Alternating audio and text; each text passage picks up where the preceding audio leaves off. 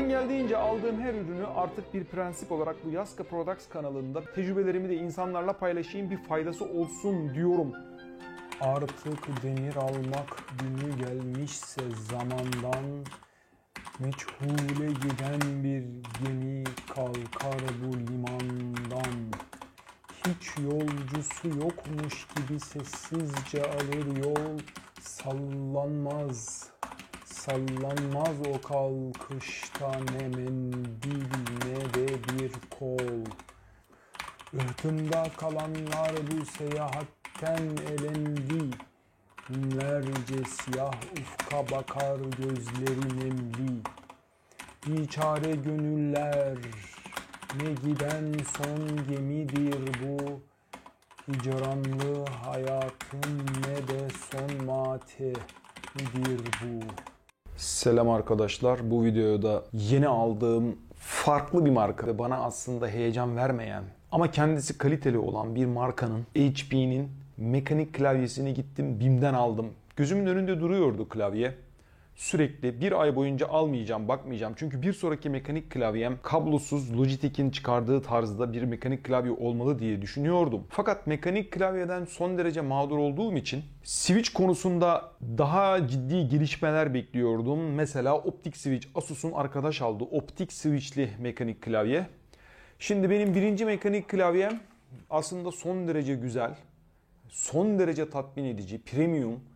Şu Logitech G413 biliyorsunuz videosunda mahvettim. Gördüğünüz gibi bir switch'i resmen tarumar ettim. Başaramadım yani, risk aldım ve başarısızlıkla sonuçlandı. Bunun çift basma sorunu 2 sene kullandıktan sonra açığa çıktı. Bu arada basma hissini tekrar bir görün. Çok gerçekten güzel bir basma hissi var. Yani dokunma hissi, yazma hissi çok mükemmel. Alt taraf metal. Çok güzel bir klavye olmasına rağmen işte bu çift basma sorunu yüzünden ciddi bir hayal kırıklığı oluşturdu bende. Açık konuşalım. Ben burada hiçbir firmanın ürünün reklamını yapmıyorum. Neyse o. Doğrusu doğru, yanlışı yanlış. Şu çift basma sorununu kesinlikle bir şekilde çözmeleri gerekiyor. Yani bu kabul edilemez bir şey. 2-3 sene içerisinde klavye bitiyor yani. Şununla çözdüm, şu VD40 deyip durduğum W40 da diyebilirsiniz. Çünkü bu W karakteridir arkadaşlar. İngilizce'de. Dolayısıyla bununla çözdüm. Bir ay sonra tekrar bozuldu. Şimdi öyle bir pozisyona düştüm ki içine açıp lehimle şu switch'i buradan çıkarıp şuraya bir yere takıp bu klavyeyi kurtarmak şeklinde bir mücadelem var. Ya da teknik servise vereceğim. O konuda da hiçbir fikrim yok. Hangi teknik servise verir, nasıl çözerler. Ve şu an odak noktam burası değil. Şu an başka işlerle uğraştığım için de bu konuyla uğraşmıyorum ve bu klavyeyi kenara koydum. HyperX mükemmel klavyem. Gerçekten premium kalite, metal. Basma hissi bir o kadar güzel. Hatta belki ondan da güzel. Şu basma hissi. Silver Switch, özel bir switch var bunda. Son derece hassas. Hatta videolarda izlerken arkadaşlar diyorlardı ki o kadar hassas ki yanlışlıkla çarptığınız zaman elinizi yazıyor. Evet, doğru. Gerçekten dikkatli kullanılması gereken, yani herkesin kullanamayacağı bir klavye. Ve bir noktada klavye arkadaşlar komple İngilizce klavye. Ve İngilizce olduğu için o da tabii herkesin üstünden gelebileceği bir problem değil. Ben şahsen bakmadan yazdığım için 2-3 yıl boyunca bunu bu şekilde kullandım ama benim bile kafama ağrıttığı durumlar oldu. Yani şöyle klavyede tuşa bastığınız zaman tuşun üstünde yazan şeyi görmeyerek yazmak gerçekten insanın beynini yoruyor. Sonunda pes ettim ve bir mekanik klavye daha almaya karar verdim. Acil bir şekilde, çünkü bu klavyeyle yürüyemiyorum. Bu aralar yeni bir olaya girdim. Kod Keyfi kanalım var artık. Daha önce kurmuştum aslında bu Kod Keyfi kanalını. Bu Yaska Products'tan önce kurmuştum. Teknik konuları ayrı bir kanalda ele alma kararı aldım. Çünkü çok derinlere dalacağım. Yaska Products kanalında daha genel konulara girmek istiyorum. Herkese hitap eden konulara girmek istiyorum. Ama aşırı derecede de teknik konular, uzmanlaşma noktasına giden konuları ise ayrı kanallarda ele almak istiyorum. Maalesef böyle bir karar almak zorunda kaldım sonunda. Dolayısıyla Kod Keyfi kanalında kodun derinliklerine keyif alarak iniyoruz. Kodlamaktan zevk alanları o kanala bekliyorum. Kod Keyfi yazdığınız zaman YouTube'da direkt karşınıza çıkacak. İşte şimdi o kanalda kod yazarken şu klavye beni biraz demoralize ettiği için de engellediği için artık acil bir şekilde bir klavye almam gerekiyordu. gözümün önünde duran şu klavye HP Pavilion Gaming Keyboard 800 yazan şu klavye şüpheli baktığım bir klavyeydi. Fakat bir şeyi öğrendikten sonra o klavyeyle ilgili şöyle bir bakayım dedim. Sürekli gözümün önünde YouTube'dan bir açıp bakayım neymiş bu. Bir şeyi gördükten sonra direkt tamam dedim, ben bu klavyeyi kesinlikle almalıyım. Ve gördüğüm şey Red Mechanical Switches. Yani kırmızı switch var bunda. Ve switch'in markası da Cherry MX. Gerçekten Cherry MX mi? Bu olay bana nasıl bir dünyada yaşıyoruz sorusunu bir kez daha sordurttu arkadaşlar. Çünkü arkadaşım biri beni uyardı. Dedi ki bana Cherry MX olduğunu ispatlayabilir misin? Ben de kolları sıvadım ve araştırdım. Hızlıca bir araştırma yaptığımız zaman gördüğünüz gibi bir sitede mesela Cherry MX'i okuduk. Bir başka siteye geçtiğimizde şurada Cherry MX Red Switch'i görüyoruz. Başka bir siteye baktığımız zaman direkt zaten Wired Cherry MX Red Switch diyor. Bunları görünce tabii insan direkt tamam diyor, işte al klavye Cherry MX. Sonra HP'nin kendi sitesinden görmek istiyoruz. Bakıyoruz HP'nin bir makalesi var. Neden What are Cherry MX switches diye. Yani neden bu HP Cherry MX? Demek ki HP Cherry'yi kullanıyor hissine kapılıyorsunuz. Ve Cherry MX olduğundan bir şüpheniz kalmıyor.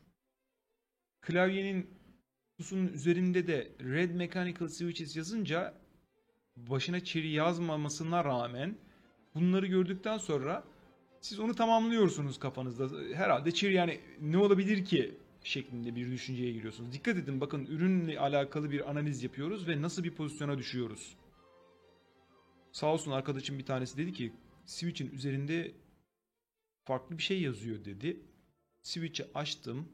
Göremiyorum aslında. Sonra zorla morla resim çektim ama ışığı ayarlayarak şu görüntüyü elde edebildim. Yani ışık ayarı yaparak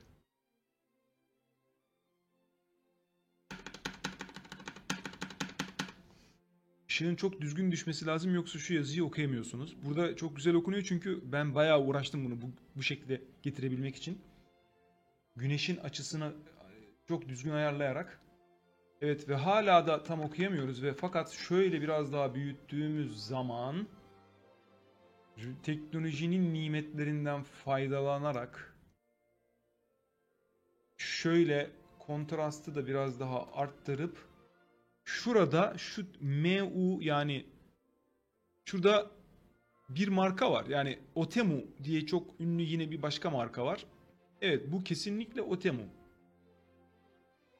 Şimdi Switch'in Cherry MX olmadığını net olarak ispatlamış olduk. Switch'in üzerinde Otemu yazıyor. Arkadaş haklı. Fakat şimdi burada da şöyle ince bir nokta var. Otemu Switch olduğu zaman kötü mü? Bu sefer ona yöneliyoruz. Ben Otemu Switch'leri daha öncesinden de biliyordum.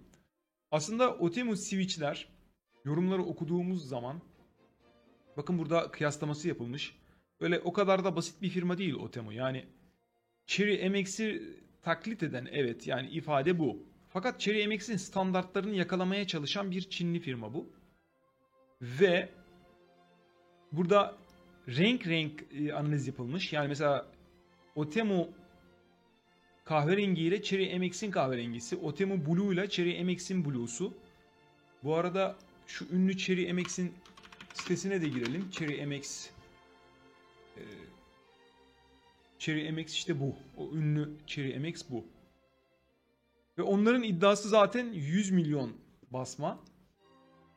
Otemu'da 50 milyon. Zaten 50 milyon rakamından tabii biz de bu işin piri değiliz ama resmen piri olmaya doğru gidiyoruz.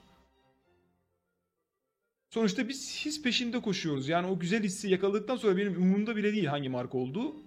Ama acaba hissi yakalamamı sağlayacak olan şey marka mı? Yani bu da bir soru işareti. Neredeyse mekanik klavye profesörü olacağız bu gidişle. Hiç de beklemediğim bir şey. Bir zamanlar mekanik klavyenin ne olduğunu ben bile bilmiyordum. Şimdi tekrar konumuza dönersek, gördüğünüz gibi bizi ilgilendiren kısım şurası. Ve burayla ilgili yorumu okuduğum zaman şöyle bir yorum var. Cherry MX'e en yakın switch'tir diyor bu switch. Çok az farklar olsa da diyor. Daha Otemu Red switch'ler diyor. Biraz daha smooth'dur diyor.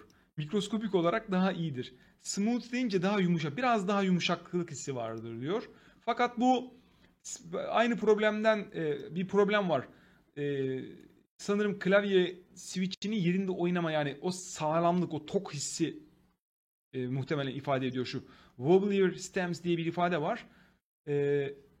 Dolayısıyla böyle bir, yani bir çok az bir fark var arada. Bu diyor hatta çözülebilir. Yani şu şekilde loop ve film switchlerle falan, switchleri loop'la filmlerseniz bir şeyler, yani bunlarla biz uğraşamayız tabii ama yani aynı Cherry MX'i elde edersiniz şeklinde böyle bir yaklaşımda getirmiş. Toplamda olaya bakacak olursak, son yorumumu yapacak olursam bu konuda, bir ürünü alırken ne kadar dikkatli olmamız gerektiğini bir kez daha anlamış olduk. Bir tane site, iki tane site, üç tane site bile yetmiyor.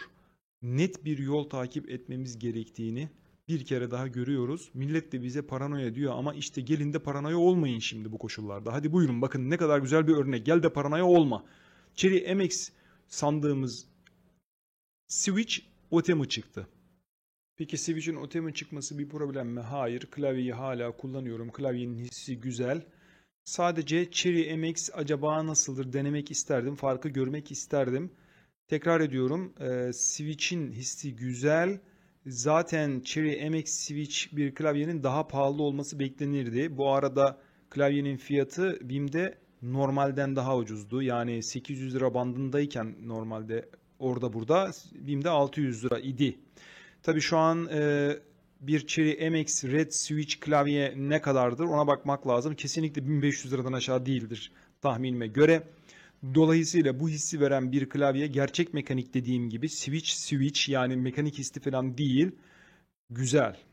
Klavyeye baktığınız zaman mekanik klavyede bakılacak olan şey switch'tir öncelikle. Klavyeyi klavye yapan şey switch'tir. Evet, şimdi kutu açılışına geçiyoruz. Kutuyu açıyoruz birlikte. Şu şekilde bir hareket yapıyorum.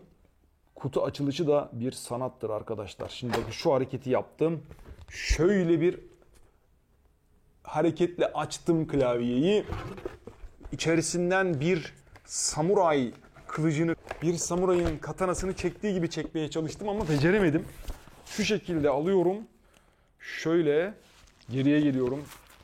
Bir samurayın katanasını çektiği gibi çekmek istiyorum. Ama çekemiyorum çünkü içeride işte olmuyor. Ürün açılışında olmuyor. Kutuyu açınca karşımıza 2 adet ana unsur çıkıyor. Birisi el desteği. Bakalım şuna nasıl bir şeymiş. Şöyle plastik. Üzerinde HP yazan şöyle bir destek. Artı bir de şu dönüştürücü çıkıyor. Bu klavyenin sıra dışı bir özelliği var. Gerçekten çok takdire şayan bir özelliği var bu HP klavyenin. İnce bir düşünce gerçekten. Kablosunda audio bir jack var. Yani klavye şurada gördüğünüz bir ses girişiyle, aslında ses çıkışı, buradan kulaklıkla kullanıyorsunuz ve aynı zamanda da şu aparat yanında geliyor. Onu da bilgisayarda eğer ses ayrıysa, mesela notebook'ta farklı oluyor, bilgisayarda mikrofon ve kulaklık çıkışları ayrı oluyor ya, onlar için, mikrofon ve kulaklık için 2 ayrı uç bilgisayara takıyorsunuz ve artık bu kulaklıktan bunu dinleme şansınız oluyor. Mükemmel bir özellik. Çok faydalı olabilir bana. Orasını da çok sevdim. Ve tekrar klavyeye bakıyoruz. Alt taraf metal mi kısmı kafama takılıyordu en çok. Yani şöyle bir tabaka var. Gördüğünüz gibi. Üst tarafı metal, alt tarafı plastik. Yani şununla kıyasladığımızda, evet aslında burada da öyle. Burada da aynı mantık var. Logitech'te nasıl? Logitech'te de aynı mantık var. Evet, klasik mantık yani. Üst taraf metal, alt taraf plastik. Dolayısıyla o anlamda, yani görsel anlamda baktığımız zaman iki klavyeye şu şekilde. Evet, klavyelere şöyle baktığımız zaman birlikte fazla bir fark var mı? Evet, çok büyütecek bir fark yok görsel açıdan. Evet arkadaşlar, iki klavye arasındaki farkları incelemeye kalkarsam şunu görüyorum. HyperX'te bir tık daha premium bir kalite farkı var sanki. Daha böyle güçlü hissettiriyor.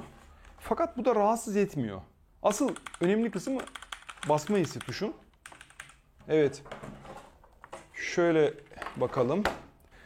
Şimdi yazma hissine geldiğim zaman sese bakın.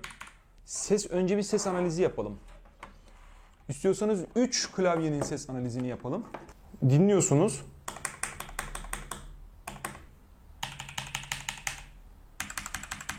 Üç adet farklı ses. Hangi klavyeden hangisi geldi tahmin edebilir misiniz?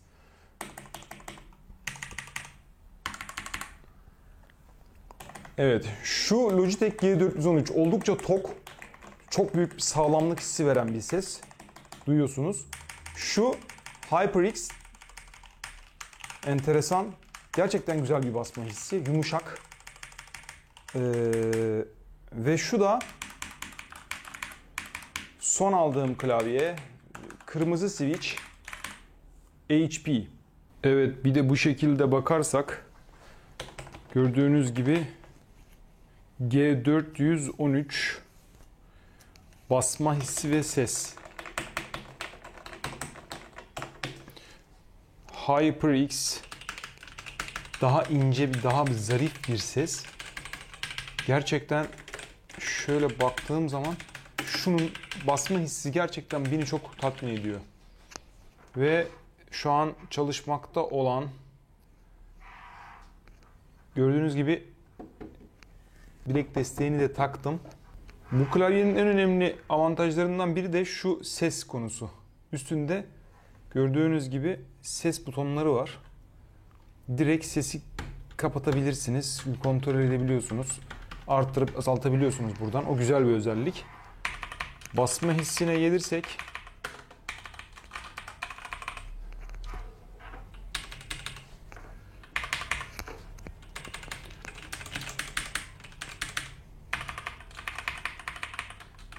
yalnız az evvel biraz kullandım bu klavyeyi.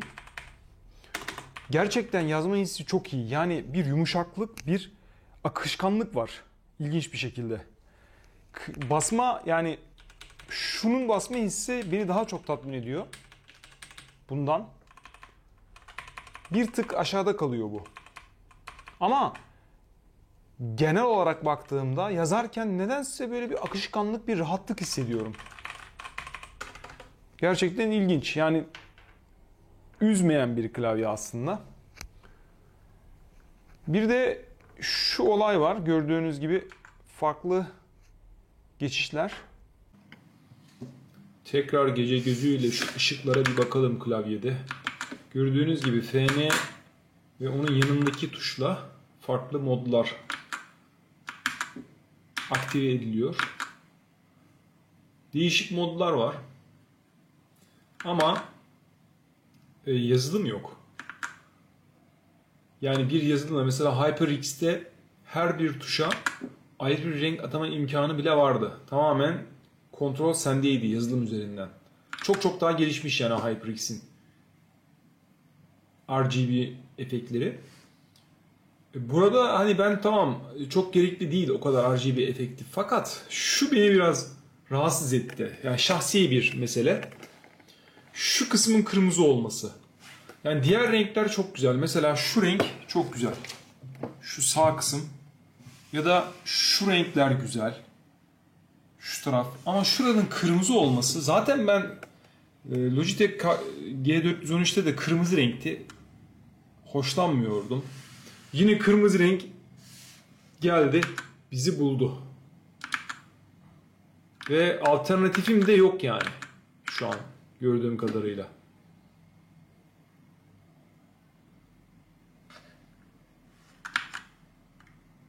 Anladığım kadarıyla buradaki tuşlar zaten sabit renkli.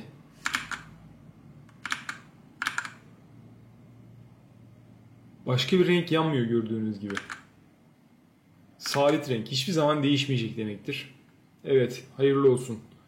Kırmızı rengimizle yine baş başayız. Artık bunu da fazla sıkıntı yapmayacağım. Bu klavyeye de 1-2 yıl süre veriyorum. Sonradan daha güzel wireless bir mekanik klavye almak üzere. Ama yazma hissi şu ana kadarki izlenimlerim çok güzel. Evet arkadaşlar, yeni klavyem bu sonuç olarak. Bir ay kullanımdan sonra tekrar bir video çekip izlenimlerimi paylaşacağım sizinle. Memnun muyum, değil miyim, artıları, eksileri neler? Onunla ilgili tecrübelerimi paylaşarak bu videoyu da o şekilde bitirmeyi düşünüyorum. Evet arkadaşlar, bir aya gerek kalmadı. Bir haftada işi çözdüm. Klavye gayet güzel, gayet tatmin edici akıyor. Sonuçta kırmızı switch bilinen bir switch. Dolayısıyla hakikaten tercih meselesi biraz da. Yani kırmızı switch var, kahverengi switch var, blue switch var, mavi. Sizin yazmaktan aldığınız keyfe göre, size göre bu tercih değişir. Benim kırmızı switch'teki tatmin miktarım 80 ise şu switch'te şurada 95. Yani eski klavyemi özlüyorum. Bu klavyede çift basma sorunu olmasa yeni bir klavye almaya da yeltenmezdim kesinlikle. Hani derler ya, gözünüz doymuyor. Bizim gibi teknoloji sevenlere, farklı teknolojik aletlere ilgi duyanlara, sürekli böyle teknolojiyle iç içe olanlara söylenen bir söz vardır. Gözünüz doymuyor, bir türlü beğenemiyorsunuz. Alakası bile yok. Mesela şu klavyeyi özlüyorum şu an ve eğer bunu tamir edebilirsem çift basma sorununu tekrar buna dönmeyi düşünüyorum. Onu da parantez içerisinde belirteyim. Ayrıca bu fiyat bandında hiç düşünmeye gerek yok. Mekanik klavye alıyorsunuz. 600 liraya aldım klavyeyi. Bugün şu klavye 1500 lira mı ne, o civarlarda. Klavyenin ses kısmını da test ettim. Ses kısmındaki mesele şu. Biraz zayıflatıyor galiba sesi. Kulaklığı taktığım zaman ses zayıf geldi. Aynı kulaklığı telefona takarak test ettiğimde ses gayet yeterli geldi. Demek ki biraz seste zayıflatma oldu ama bu kulaklıkla da alakalı olabilir. Artık onu bilemiyorum. Fakat böyle bir fonksiyonalitesi var. Yani herkes de bunu kullanmaz zaten, önemli değil. Olmasa bile sıkıntı yok. Dediğim gibi 600 liraya kırmızı switch bir gerçek mekanik klavye. Mekanik hisli değil. Bakın klavye falan alırken aldanmayın sakın. Mekanik hisli yazıyorlar. Sakın öyle klavyelerden uzak durun. Yine tercih meselesi ama kesinlikle şahsen mekanik klavyelere geçtikten sonra artık geri membran, o klasik eski klavyelere geri dönemeyen biri olarak mekanik hisli klavyeyle de hiç işim olmaz açıkçası. Dolayısıyla bu ürünü de bu şekilde incelemiş olduk. Klavye maceramı da sizinle bu şekilde paylaşmış oldum. Elimden geldiğince aldığım her ürünü artık bir prensip olarak bu Yaska Products kanalında bir bari aldım. Tecrübelerimi de insanlarla paylaşayım, bir faydası olsun diyorum. Bu aslında aynı zamanda benim de ürüne daha dikkatli bakmamı sağlıyor, ürünü daha iyi anlamamı sağlıyor. Yani çok katmanlı gelişme, çok katmanlı ilerleme. Benim Yaska Products'lardan bir tanesi bir dergiydi. O derginin ismi de Kaizen'di. Bir sayı çıkarttım, bir teknoloji sayısı çıkarttım. Bu derginin ismi Kaizen, Japonca'da sürekli ilerleme demektir. Yani bizim amacımız sürekli ilerleme olmaktır. Bu bir Japon felsefesi. Gördüğünüz gibi adamlar tek kelimeyle özetlemişler. Gerçi iki kelimenin birleşimi adamların iki kelimesi Kaizen, Continuous Improvement, sürekli ilerleme. İşte bu bir felsefedir. Hayatımızda kesinlikle olması gereken bir felsefe ve aslında biz millet olarak bu felsefeden uzak bir millet değiliz. Bizim her zaman işittiğimiz bir söz var. 2 günü birbirine eşit olan bizden değildir. 2 gününüz birbirine eşit olmamalı, sürekli ilerlemek zorundasınız diyerek bu videoyu da burada kapatıyorum. Bir başka videoda görüşmek üzere, hoşça kalın.